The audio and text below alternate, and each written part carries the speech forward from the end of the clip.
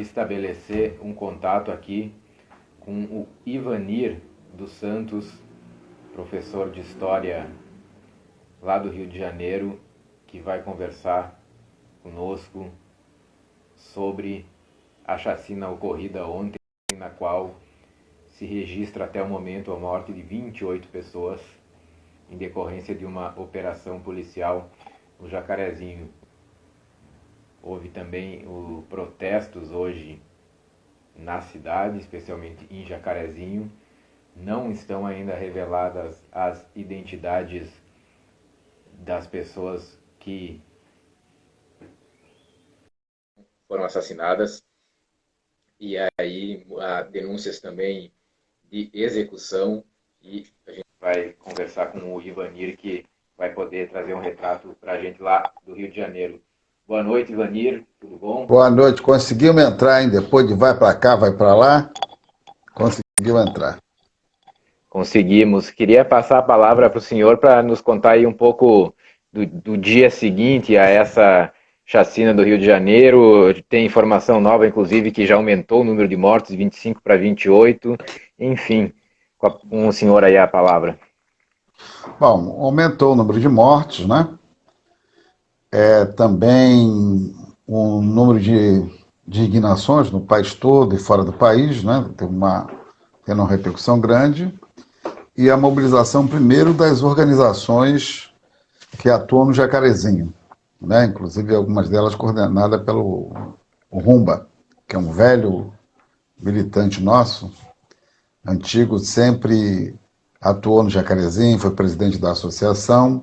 Hoje houve uma reunião lá no Nido Jacarezinho, que é a escola de samba da comunidade. Eu não pude estar lá porque eu tenho 66 anos, né? Então tem que ficar resguardado, mas esteve lá militantes do MNU, vários militantes, e houve uma manifestação também na porta da cidade da polícia, né? E tem tido uma indignação de todo mundo, das famílias e tal, e das falas, né, das autoridades, que parece que reafirmam, né? Parece que reafirma essa brutalidade, né? Essa execução sumária, porque uma coisa é você prender, você conduzir, como tem que ser, outra coisa é o fato que ocorreu em si. Então, muita indignação, embora há também uma reafirmação de algumas autoridades, principalmente do governador, falas muito infelizes, né? De outras autoridades, inclusive federais, como se isso fosse o caminho que eles querem trilhar, né? Como se fosse a medida certa e correta. E tem, por outro lado, a reação de boa parte também da sociedade, que independente da suspeição que se tinha, porque a comprovação só tem quando você de fato prende, envia para a justiça, né? E, obviamente, e não é isso que parece que as autoridades estão querendo reconhecer, quer dizer, quer reafirmar, na verdade, o seu poder de polícia, né? Mas de uma forma que não respeita o Estado Democrático de Direito e nem o direito da defesa, né? Das pessoas, no fundo, que são acusadas. Não queremos aqui fazer defesa de ninguém a priori, mas apenas que tem que se agir na legalidade. Não cabe o agente do Estado cometer as ações que foram cometidas e achar que isso está correto. A Comissão de Direitos Humanos da Assembleia já declarou que também o que aconteceu foi uma chacina. Por outro lado, tem isso que o senhor coloca aí, próprio vice-presidente da República, previamente a qualquer investigação e mesmo revelação dos nomes, porque há vários nomes ainda que não foram revelados das pessoas que faleceram, já falou que seriam todas pessoas ligadas ao crime. E eu queria, nesse sentido, perguntar que existe também uma situação importante, que há já alguns relatos de que em várias situações aconteceram execuções, ou seja, não se tratou de um confronto que gerou isso. Então, como é que o senhor tem visto também esses relatos que começam a aparecer dos moradores que têm oportunidade de eventualmente denunciar o que aconteceu ontem? Bom, primeiro, é um fato que tem que observar, que se por um lado, né, toda vez que você tem uma chacina, digamos, nos anos 90, né, eram de grupo de extermínio ou mesmo de agente do Estado, mas não na função do próprio Estado, né? Você tinha muito isso, a chacina da Candelária, ou seja, essa chacina de Vigário Geral, né? Isso nos anos 90, foram chacinas que aconteceram, e embora tinha policiais envolvidos, mas não eram na ação da farda, ok? Nos últimos anos você tinha um deslocamento que era esses confrontos e chacinas você atribuía ao papel da polícia militar, né? Uma boa parte dela você sempre diz como foi polícia militar. E nessa magnitude é a polícia civil, né? A polícia militar não estava. E que na verdade é a polícia judiciária, né? Considerado que ela deve ser a polícia judiciária. Então tem que observar esses componentes, né? Componentes novos nesse cenário, né? Quer dizer, ou seja, você tem a polícia que devia ser a polícia judiciária, né? Que acabou, na verdade, culminando com um episódio como esse. Então tem mudanças aí nesse cenário. Mas se observarmos, embora aparentemente há diferenças, mas as motivações não é diferente da motivação de Vigário Geral. Vigário Geral, ou a atribuição que se tinha a Vigário Geral é que você tinha, parece que, assassinado um ou dois policiais naquela área, né? E, consequentemente, em resposta, foram e fizeram uma chacina de forma indiscriminada na comunidade, né? Lá em Vigário Geral. Cara, 21 pessoas assassinadas lá em Vigário Geral. E aí, ali, muitos trabalhadores e tal, concretamente, você tinha isso. Essa chacina ela vai se dar primeiro, num primeiro momento, ela tinha uma alegação, uma forma legal de entrar na comunidade, segundo eles, né? Forma legal de entrar na comunidade, que ia a partir de uma investigação de aliciamento de jovens, né, menores de idade para o tráfico de droga, né? Inclusive crianças, a segunda motivação era essa. Embora, historicamente, sempre houve menores de idade no tráfico de droga, né? Aliciado por participando do tráfico de droga. Não que a gente concorde, mas isso é um fato real que você tem, se você analisar bem esses episódios. E o que motivou, se era uma ação judicial que ia identificar e prender 21 pessoas, né, que estava sendo procurada por mando do Judiciário, incluindo do Ministério Público, o que aconteceu, o que motivou, na verdade, que acabou virando uma outra coisa, um outro episódio, na verdade, os procurados eram minoria dos que parece que estavam nesse grupo que foram presos, né? O que motivou isso? O evento que me parece que motivou é o tiro no policial, né? E que ele veio a falecer. Parece que isso motivou. E aí parece que a partir daí não houve uma preocupação, de fato, de você conduzir de forma legal, como manda a legislação, né? Parece que isso que acabou motivando.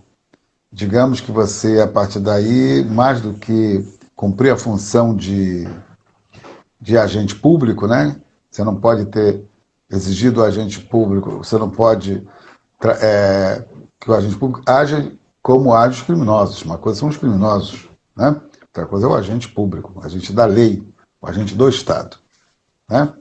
E que chegou ao ponto de que há denúncias na comunidade, de execução sumária, né? Isso é o mais triste de tudo isso, é você ver que as autoridades, em vez de se preocuparem em mandar investigar, não acusar, mas investigar, ver de fato o que aconteceu, ouvir os familiares, né, as vítimas, da mesma forma que você tem todo o cuidado com o familiar também, os familiares do policial, né, que também foi vitimado nessa ação. Parece que não é isso. Observa que logo depois é dada uma coletiva como se fosse você reafirmar o poder de polícia. Não é? Logo depois, há uma coletiva que é reafirmar isso. Segunda questão que pode estar, que a gente tem que observar, é que tem uma orientação do Supremo Tribunal Federal. Né? E tem que observar se essa operação seguiu a orientação ou não. Quer dizer, se não seguiu a orientação, é um desrespeito, uma decisão do Supremo Tribunal Federal, que é o que está agora sendo, inclusive, investigado pelo próprio Tribunal Federal. Não dá para poder deixar de observar a disputa política que está estabelecida por trás dessa queda de braço. Tem uma queda de braço. Né? Inclusive no Rio de Janeiro, onde é palco hoje, tem um papel, né, fundamental dessas disputas. Né? Então é preocupante, porque por trás dessas ações pode ser um recado que acaba mandando para o conjunto da sociedade. Né? Mas para o momento que nós estamos vivendo delicado, seja da pandemia, seja de outras questões do desemprego, né, da fome nessas comunidades, e que na verdade deveria ter outro tipo de ação do Estado, que no fundo desse proteção a essa população, e no fundo não tem. Então temos que tentar avaliar bem o que está por trás dessas atitudes, o que está acontecendo, e pensar como nós podemos, na verdade, organizar, né, a defesa dos direitos humanos. E também, de novo, querendo colocar como se direitos humanos fosse uma questão dos direitos de bandido, de criminosos. Independentes criminosos ou não, você tem que ter uma norma legal. Existe uma norma legal no país que tem que ser obedecido pelos agentes do Estado e pelos agentes da lei. Né? Então, o que está se indicando é que, de fato, houve execução. Né? A outra questão interessante observar é que não houve, se dificultou, inclusive, o trabalho da perícia. Né? Parece que muitas das questões que houveram ali foi de fazer a cena do fato em si, que impede ali o papel da perícia em si, para saber de fato o que ocorreu. Inclusive, eu queria perguntar para o senhor sobre esse, de certa forma, se não é um apagão de informações, mas elas saem de alguma maneira um pouco demoradas sobre, especialmente, o nome das pessoas que morreram.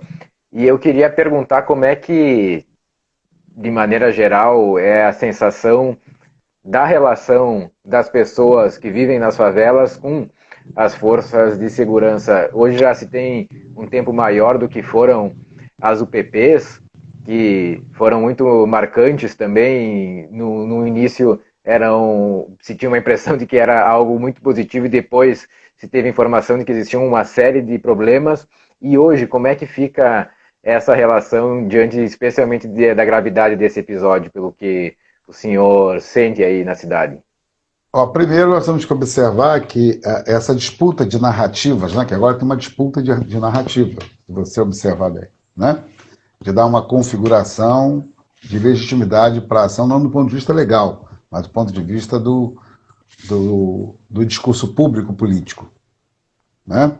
Do ponto de vista legal, não tem como você justificar. Mas então agora, a partir do discurso público, politicamente, você tenta dar legitimidade, uma capa na opinião pública, né, de apoio, de legitimidade dessa ação. Levando em conta que tem parcela da sociedade, né, carioca, do país, que concorda com esse tipo de medida, até porque as vítimas, a ampla maioria, são jovens negros, são pessoas negras. Né? Mas essa narrativa ela já vem sendo disputada desde os anos 80. E uma narrativa que disputa ali dentro do campo da segurança pública e da polícia. Tem que observar que nos anos 80, em 82 se elegeu aqui um governador chamado Leonel de Moura Brizola, no Rio de Janeiro. E o Brizola tinha como, na sua mote de campanha, foi muito interessante, que ele dizia que a partir daquele momento a polícia não ia mais meter o pé no barraco e entrar de forma indiscriminada. A polícia nem podia fazer operação à noite. Isso é um outro dado que tem a ver com a Constituição, inclusive. Né?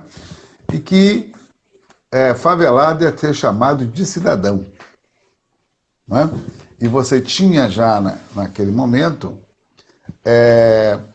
o primeiro chefe da polícia, que era um comandante, Nazaré Cerqueira, negro, né? E que tinha toda uma preocupação de criar uma polícia cidadã. Essa era a preocupação. Tem um grupo de jovens oficiais, negros, inclusive, na sua ampla maioria, né, que fazia parte dessa construção dessa ideia, que é uma polícia mais próxima da comunidade. Né? Foi aí que começou essa ideia, né, anterior aí, de próximo da comunidade. E era fruto dessa política o Coronel Braz, que virou coronel, depois virou comandante Braz, o Biratã também, que depois virou chefe da polícia. Era um grupo que tinha o Coronel Celso, na época, né, que era o comandante da capital, né, que botava o Ibse mesmo, o Coronel Ibse, que está hoje no PSOL, é fruto dessa construção, e tinha que ir ter contato com os movimentos sociais. O Ibse mesmo foi mandado para acompanhar o movimento de criança e adolescente, que na época militava nesse movimento, né? Vários oficiais foram encaminhados naquela época, jovens, todos eram tenentes, capitães na época, né? Jovens, para poder ter contato com a comunidade, com os movimentos sociais. Era uma ideia diferente. E como reação a esta política, isso tem que ser observado, era uma política que você começou, então, na grande mídia, a trabalhar o conceito de que direitos humanos eram os grupos que defendiam direitos humanos, que era o nosso caso na época, nós chamamos na Associação dos Ex-Alunos da FUNABEM, naquela época ainda, era direito de bandido. Foi aí que cresceu na reação da sociedade com relação ao direito de bandido. Contraposta a essa política, né, uma vez que essa política contrapôs, veio uma política de que vou acabar com a violência em 6 meses, né, que foi o governo Moreira Franco. Foi o revés desta política. Ok? De lá para cá, você não teve grande novidade. Né? De lá para cá, em algum momento, né, na contraposição, o Brizola voltou ao governo de novo, aí tentou, de fato, mediar, né? Mas a ideia da política comunitária, a ideia do polícia cidadã, se aproximar da comunidade, ela vai um pouco se afastando. Um ou outro tinha um certo contato, mas a ideia da pressão que a sociedade faz, o setor da sociedade faz, que a grande mídia faz, acaba levando a política de segurança para esse viés, né, mais conservador, né, e mais de... Não foi à toa que nesse período aqui, foi no governo Brizola que cresce a ideia das chacinas, né, que era como se fosse também uma disputa interna, né, de configuração, de resposta a essa política chamada de cidadão. Como é que você vai chamar favelado preto de cidadão? Né, digamos que pudesse ser isso, nesse período. Ok? Depois, você tem um ano que começa, de fato, crescer a questão das milícias. Né? Já os certos interesses políticos de certos setores que faz crescer esses grupos. Ok? E a polícia é empurrada, é levada para ter esse tipo de... ou melhor, os governadores eleitos, as pessoas eleitas, faziam esse discurso. Né? E aí veio a ideia justamente dessa outra construção que você viu, feita no governo Sérgio Cabral, que todo mundo achou que seria aproximar a polícia da comunidade. Mas as histórias sempre mostraram que mesmo quando você tem, antes que você tenha a UPP, você tinha alguns postos de polícia em comunidade. Aqui eu moro na Mangueira, né? Então tem alguns postos e tal. Isso nunca significou, na verdade, durante o período, uma relação mais efetiva, né? Com relação à comunidade. Às vezes sim, às vezes não. Sempre teve confronto, sempre teve disputa, e as pessoas sabem por trás dessas relações o que de fato existe, que leva a esses confrontos. Né? Que leva a esses confrontos. E também cresceu, se você observar, enormemente o armamento. Né? Porque eu costumo sempre chamar a atenção, se você observar na história da segurança do Rio de Janeiro, nos anos 50 nos anos 60, você tinha a figura do Perpétuo e do Lecoque. Pouca gente sabe disso, né? O Perpétuo era um detetive que subia o morro e trazia a rapaziada na moral, né? Na época do Mineirinho, um cara de cavalo, dessa turma que era os chamados malandros, né? Vagabundo, naquela época o cara tinha um 32, né? Um 32. O revólver, a arma que tinha, a gente era navalha e depois era o 32. Entende? Nesse período. E observa que o Perpétuo morreu assassinado por um policial, né? Que era aquele que conseguia trazer o pessoal preso na moral, né? É o que se dizia na época, nos anos 60. E o Lecoq é assassinado pelo Cabo de Cavalo. E ali houve um juramento no enterro do Lecoq, o que surgiu ali a escuderia Lecoq, né? Nesse período da escuderia Lecoq, que tem vigência até hoje, né? A organização tem vigência até os dias de hoje. Então, na segurança pública ou na polícia civil, e era de policiais civis, na verdade, né? Essa configuração, alguns militares também, mas essa configuração, ela sempre existiu desse tipo de confronto. Então, a UPP, que aparentemente essa é uma coisa de interação com a comunidade, nós saberíamos que se você só manda a polícia, hoje uma liderança comunitária, já acredito, falou justamente sobre isso, ou seja, só vem na comunidade quando é a operação ou é a campanha eleitoral. Isso é dito por uma liderança do Jacarezinho. Ou seja, a política de saúde, de educação, né, de enfrentamento ao desemprego, né, isso não existe. É muito pouco, né? É quase nada, ainda mais nesse momento agora de recessão, de uma série de dificuldades que você tem. Então, consequentemente, a política do PP ela vai sendo derrotada com o tempo, porque ela surge na Zona Sul, né, na Zona Sul, por mais que nós pudemos olhar que era uma atitude importante de uma polícia que de fato voltasse aquele espírito que foi do governo Brizola, comunitária, de entendimento, de trabalho social, alguns policiais começam dando trabalho social, mas na medida em que você não leva políticas sociais, né, para esses espaços, né, ou seja, política de educação, de cultura, de lazer, de enfrentamento ao desemprego, você não tem jeito que isso vai acabar, de fato, reverberando de novo. E foi o que ocorreu, né, ainda mais no momento de um discurso de retrocesso, né, de grandes retrocessos que você tem. Então, e vivemos agora o que é feito pelas autoridades federais e as estaduais, né? Você tem todo um discurso, uma narrativa contra os direitos humanos, contra os direitos dos segmentos, digamos, chamados minoritários, comunitários, mas das comunidades, e isso acaba se resvalando no que aconteceu hoje no Jacarezinho. Mas não é dizer que não acontece hoje, isso tem acontecido sempre, né? Hoje foi em número muito, muito maior. Então essa é uma questão central. Eu quero continuar, né? 40 anos que eu estou nessa batalha, nessa luta, defendendo os direitos humanos e denunciando de fato que, independente que cabe ao judiciário, cabe de fato à polícia, já que disse que era uma operação de inteligência, né?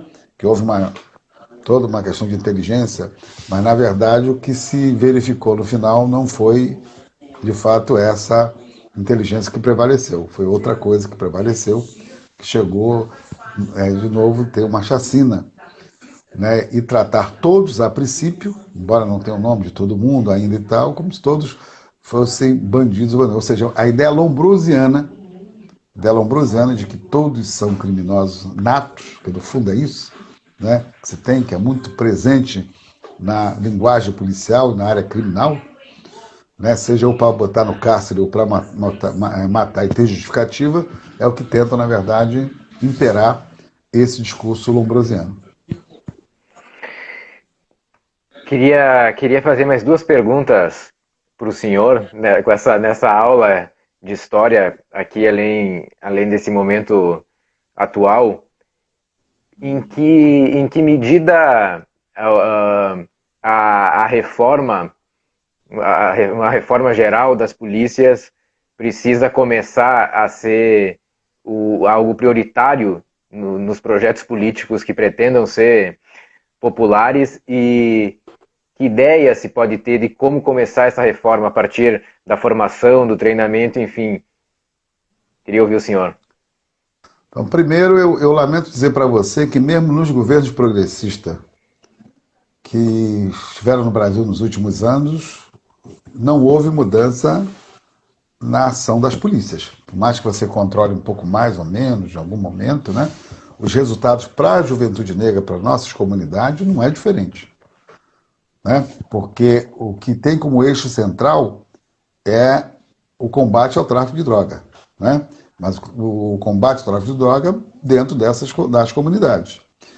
Eu costumo dizer que isso é um estigma, né? O Goffman fala que o estigma é uma das formas eficazes que você tem de controle social. Você trabalha na lógica como se é nesses espaços que produz a criminalidade. Né? E nós sabemos que não é verdade, ou seja, não tem tráfico de droga nas comunidades que não vem de fora, né? A arma não tem fábrica de arma, né? Não tem plantação de maconha, não tem produção de cocaína, um ou outro, que o cara monta um laboratório, meio a esmo e tal, mas não existe isso, né? Quem mora na comunidade. Mas você, em torno desse combate, você mantém toda uma comunidade, né, presa a um estigma de que ou é ou vai ser bandida. Né? E não é à toa que você observa um dos setores que tem apoiado essa política, que é os setores evangélicos, não são os evangélicos, mas setores evangélicos, e você observa que as maiores vítimas que têm sido das crianças, vítimas da chamada da bala perdida, que só acha os pretinhos, são evangélicos.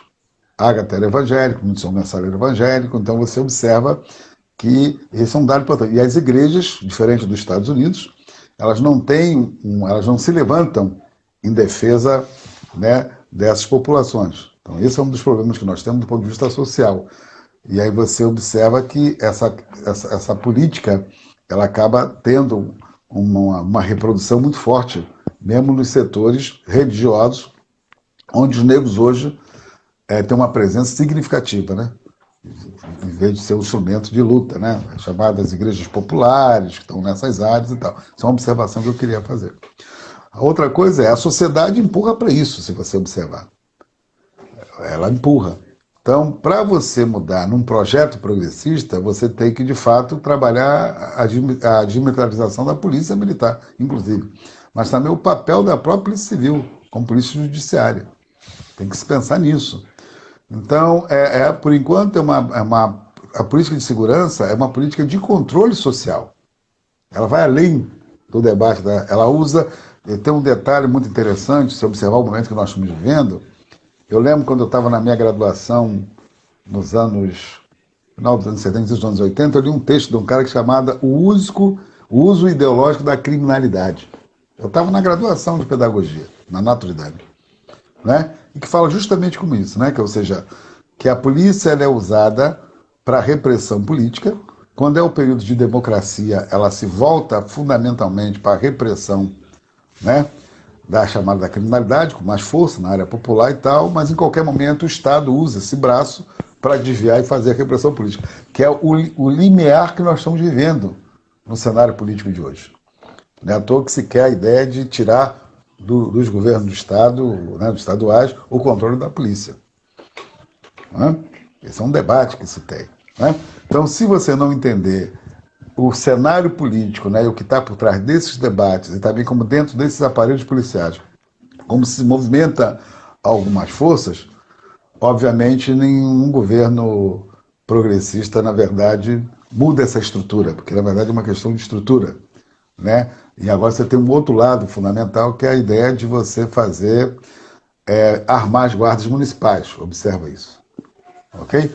Então você tem todo um cenário que é um desafio para um projeto progressista.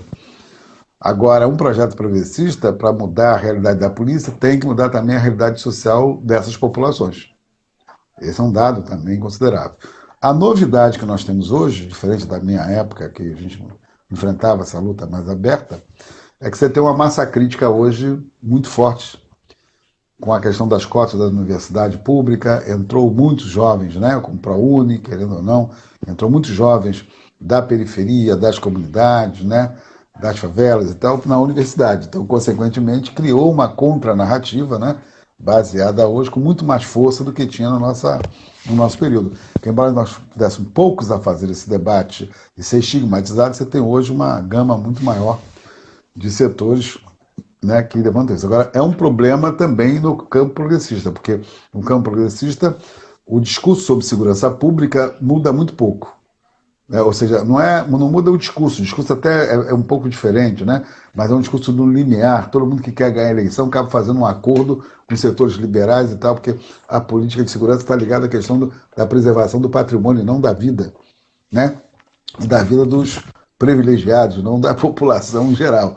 Então esse é um desafio, é um norte aí que nós temos que, no fundo, trabalhar para você ter uma polícia que seja, de fato, diferente. E, Ivanir, isso que o senhor comentou aí do controle das polícias, que é algo que está sendo aí movimentado em Brasília, pouca gente se dá conta de que o Rio de Janeiro tem praticamente um governador biônico, porque o Witzel foi eleito aí, apoiado pelo bolsonarismo, e no momento que rompe com o bolsonarismo, ele é afastado. Um processo muito semelhante acontece em Santa Catarina. O governador eleito na esteira do bolsonarismo rompe um pouco, não é que um grande rompimento, mas passa a ter algum tipo de crítica, é afastado também e assume a vice, que é completamente bolsonarista. Queria perguntar... E lá agora acho que volta Santa Catarina, né? Parece que agora não passou impeachment por um voto, parece, se não me engano, hoje, né? Foi 6-4, tinha que ter 7.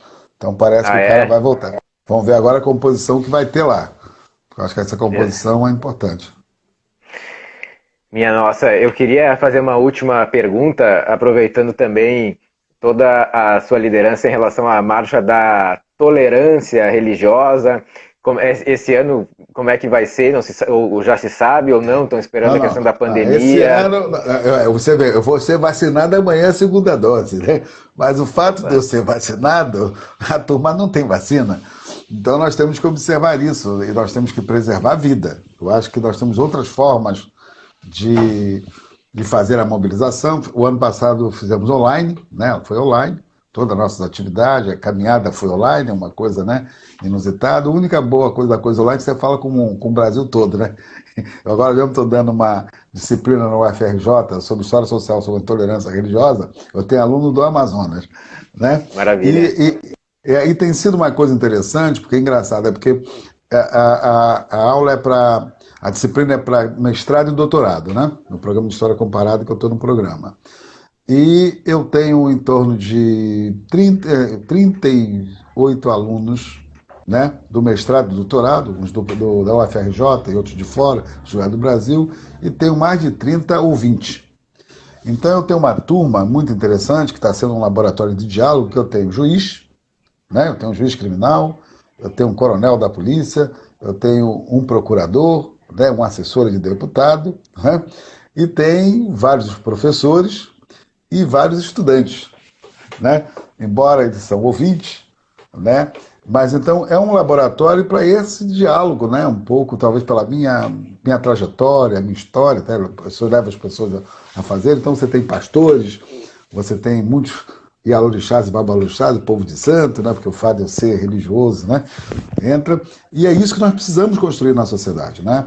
Não adianta a gente construir um discurso como se fosse um contra o outro, pura e simplesmente. Tem que ter um espaço de diálogo, né? As experiências precisam aparecer, né, seja elas quais forem, né, para que a gente possa de fato construir essa sociedade. E eu nunca pensei num momento como esse que a gente ia ter que ser liberais, que no fundo é isso que está acontecendo. Nós estamos lutando pela manutenção do Estado laico, das liberdades e da democracia. Você liberal. Na verdade é isso, né? Eu nunca pensei que você ia ser tão revolucionário num momento como esse. Um quer, não, a bomba. Não, é isso mesmo. O momento é tão ruim que a gente tem que defender o Supremo Tribunal Federal. Essa é a questão central. Então, por isso que eu estou falando, a gente tem que saber que discurso se faz, para que segmento se faz, né? Porque não adianta fazer o discurso de que todo mundo do outro lado não tem jeito. Você tem que criar aí um clima de possibilidade para sair desse maniqueísmo, né? E manter, pelo menos, as liberdades. Porque esse é o momento importante para isso, né? A intolerância religiosa tem a ver com isso, é o Estado laico que nós defendemos. Embora eu sei que o Estado nunca foi laico para a religião de matriz africana, pelo contrário, sempre nos perseguiu. Mas esse é o momento que isso é possível. Se não for possível, nós não vamos existir. Então, é um momento que nós temos que dar os braços e muita força, né, para manter essa possibilidade de, pelo menos, eu te ouvir, você me ouvir, não concordar com o que você pensa, nem você comigo, mas que é importante manter esse espaço de diálogo, de possibilidade. Não estou nem dizendo de construir consenso, né? Porque é muito mais difícil construir consenso. Consenso só em grupos pequenos que você acaba construindo, né? Uma ideia do Gramsci, né? Mas eu acho que é necessário, pelo menos, que haja uma possibilidade de um consenso de defesa da democracia e das liberdades e da laicidade do Estado. Eu acho que esse pode ser um ponto central para que a gente possa avançar depois para passar esse momento tão tenebroso que nós estamos passando, com relação não só à pandemia, o descaso que se tem, o desemprego, né, a fome que está nas nossas comunidades e a violência. Né? E agora a violência do Estado, que é o caso aqui do Rio de Janeiro, que você colocou, e de outros estados, mas do Rio de Janeiro mais fortemente, que virou um marketing político, né, para a disputa eleitoral de 22. Professor, muito obrigado aí por esse tempo e esperamos conversar outras oportunidades aí brevemente. Bom encontrá-lo, mesmo que virtualmente. A gente se conheceu em 2018, né? No início lá. Sim. E sempre muito satisfatório conversar e aprender aí com seus ensinamentos. Muito obrigado. Não, estamos juntos, é trocar. Eu acho que esse é um momento muito importante de ter muito diálogo. E aquilo que eu pelo menos acredito, né? É um momento de dar o braço. Não é um momento de disputar nem no nosso campo, né? E fracionar mais do que ele está fracionado. E também não tem verdade absoluta. Esse mundo cartesiano, essa sociedade cartesiana como ela foi construída, ela é racista e é intolerante, independente de qualquer campo que esteja. Né? Então, por isso que eu digo que às vezes a gente acha que vai mudar com o discurso não sei o quê, mas no fundo não é bem isso que a gente observa. Né? Pode até ter um comandante mais sensível, mais democrático, como foi o caso do Nazaré Cerqueira, inegável. O período Brizola foi interessante porque ele, governador, trouxe para si a responsabilidade dessa política. Percebe? Não é o caso dos outros governadores, nem desse agora que nós estamos vendo. Quer dizer, quando o governador traz para si, como é que você vê que tudo isso acontece e você tem no Estado uma Secretaria de Assistente Social e Direitos Humanos? Percebe? E como é que você vê que isso acontece e o tráfico, digamos, né, que expulsa os religiosos de matriz africana das comunidades, não tem ação? Percebe? Ok, né? Então, o que está por trás disso? Que pensamento existe sobre isso? É esse pensamento do racismo estrutural, né? E no caso dos religiosos africanos, do racismo religioso. Embora a intolerância é mais ampla do que o racismo religioso, né? Mas tem a ver, de fato, com a democracia, com a liberdade, é o que eu tenho defendido e é o que eu tenho dialogado com todo mundo. Qualquer coisa é só convocar que nós estamos aí. Desde aquela conversa que foi muito boa, a conversa que nós tivemos, foi até quando me rasparam do Senado. Pois é, o senhor, na época era PPS ainda, agora já é cidadania. Não, veja bem, nem era. Se você observar, eu me filiei ali num projeto que era muito claro de sair candidato ao Senado, porque nenhum partido de esquerda quis me acolher. Essa aqui é a questão central. Né? Não quis me acolher, não quis acolher. E olha que a proposta nossa, se você observar, já era essa. Né? A proposta central já era essa, a questão de uma frente ampla, da liberdade que podia acontecer. Observa bem, aí pelos interesses, né, que cada um tem na esquerda, ninguém quis, aí eu fui no centro para ver o que ia dar. Deu no que deu, mas os caras não ganharam também, né? Esse é um dado muito interessante. Sim. Entendeu? E curiosamente, um dos senadores eleitos nessa onda conservadora aí pelo Rio de Janeiro acabou falecendo na pandemia, o Sim, não, Oliveira. E o que se dizia na avaliação, que nós teremos chance. Essa aqui é a questão que nós temos chance. Né? Naquela época, naquela conjuntura, nós tínhamos chance. As pessoas avaliavam um pouco isso. Isso foi até o que levou os caras a não dar legenda lá no final da história. Mas não é só eles que não deram, ninguém deu. Porque você dá uma legenda para um negro candomblessista que usa uma identidade como essa, né, não é muito fácil. Né? Mesmo nas estruturas mais progressistas, a gente observa que o racismo não é uma coisa, um elemento só da direita, não é só da direita. O racismo é uma coisa que ele vai além disso. Né? Assim como a homofobia também, todo mundo sabe, embora o discurso acerta aqui ou acerta ali, mas a gente sabe que tem dificuldade. Tem alguns quadros que acabam se impondo, né, e acaba reverberando essas práticas e tal. Agora, esses grupos têm que estar muito unidos. Eu acredito que agora é a hora desses grupos todos que são as principais vítimas dessa política que está instalada, conservadora, né, no Brasil, tem que se unir e construir aí uma possibilidade, um projeto, não é só inclusivo, mas de respeito e de participação. essa falta de pluralidade na esquerda também é uma coisa que cada vez mais faz falta, e pessoas do campo popular, trabalhadores das mais diversas áreas que também estão muito longe da política, e isso acaba tendo também reflexo grande no resultado eleitoral, porque o povo acaba não se identificando, e aí as fotos ainda são muito pouco diversas quando a gente vê mesmo, Claro, né? claro. E observa que nos meus 40 anos de militância, mais de 20 deles foram no Partido dos Trabalhadores. Então, esse negócio de você estigmatizar assim, não, o cara foi para o lugar tal, isso é muito comum quando você quer desqualificar. Mas no meu caso não cola. Porque a minha prática até os dias de hoje, né, sempre foi na defesa do contra o racismo, né, a favor dos direitos humanos, contra a intolerância religiosa. Isso são agendas que vão muito além. Né? Eu costumo dizer que muito antes de setores brancos querer capturar, né, os direitos humanos na defesa dos pobres, nos anos 90, nós tínhamos essa bandeira como uma bandeira muito forte. Isso é outro lado de você observar como é que o racismo funciona. Né? Como é que as pessoas capturam as causas, né? E parece que elas são legítimas representantes, né? E elas são benevolentes. Na verdade é isso, o cara branco é o benevolente, ele dá o espaço porque ele deu e ele construiu. Né? Impressionante isso, merece um estudo, inclusive. No nosso caso, não, a gente continua nessa batalha, nesse trabalho, hoje trabalhando tanto com a coalizão antirracista, né? Coalizão de negros, e trabalhando com a frente antirracista, né? São duas frentes muito importantes hoje. E observa que é histórico. Se por um lado, nos anos 80 e 90, né, o Betinho, que foi uma figura importante, protagonizou a campanha de combate à fome, né, em defesa das populações famintas, hoje você tem duas grandes organizações, duas grandes coalizões, a Coalizão Negra por Direito e a Frente Antirracista, duas coalizões negras, né, que lideram, né, a campanha de proteção, de dar comida ao nosso pessoal. Isso é histórico, isso não quero, porque a esquerda não gosta muito disso. Né? E, no entanto, você tem duas. Então, tanto a campanha da Frente Antirracista com a CUF, que a CUF faz parte, né? Ela tem um papel importante, está mobilizando muita gente, levando recursos para as comunidades diretamente, e como a Coalizão Negra. Né? São duas grandes campanhas. Tem gente com fome e panela cheia. Quando que você pensou isso na história do Brasil?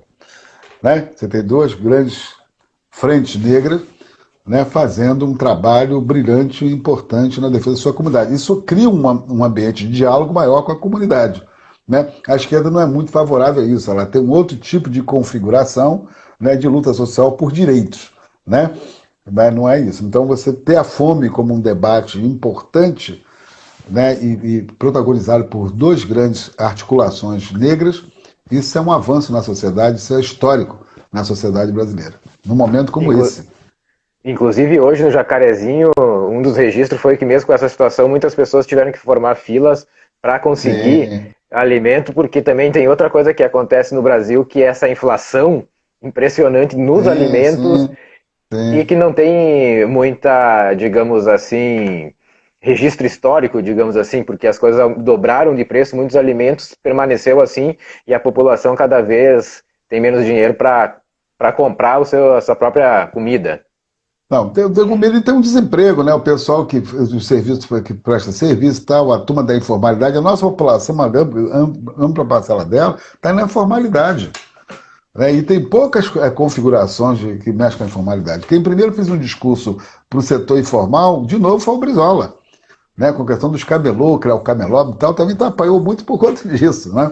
A partir daí, as pessoas tentam, mas as pessoas não têm muito gancho, se você observar, né, com relação a esses setores, porque para a formação que nós temos, digamos, o povo acha que é o lupizinato, mas você tem uma lógica totalmente diferente de lógica do lupizinato na Europa, né, análise que você faz da Europa, do capital de trabalho, da classe operária e tal, para o que é num país como o Brasil, que até então era um país periférico, que hoje joga um papel importante, mas ainda não está no cenário central. Porque as elites não permitem que você faça uma política de fato de distribuição de renda. É inegável que os governos populares, os últimos que houveram e tal, tiveram avanços importantes nas nossas agendas. Né? Eu ajudei a construir, contribuí muito com a construção dessas agendas com outros companheiros e companheiras, e viraram políticas públicas. Né? Mas, no fundo, não virou orçamento, porque uma coisa é política pública e virar orçamento. E também tem muito isso, né? A gente entra na luta por direito, ganha coisa e tal, mas virar o orçamento não é difícil. Porque uma política pública, para ser tratada de forma responsável, né, e séria, ela tem que estar no orçamento. Mas se ela não entra no orçamento, quanto dinheiro você vai botar naquela política, ela não é uma política considerável. E por conta desse discurso da universalidade. Nós vamos universalizar para todo mundo, mas nessa universalidade, quem mais ganha não somos nós. Nós é quem mais temos perdido nesse tipo de lógica. E é um debate a ser feito. Professor, muito obrigado e até a próxima. Até logo. Nada, um prazer. Um prazer te ver de novo.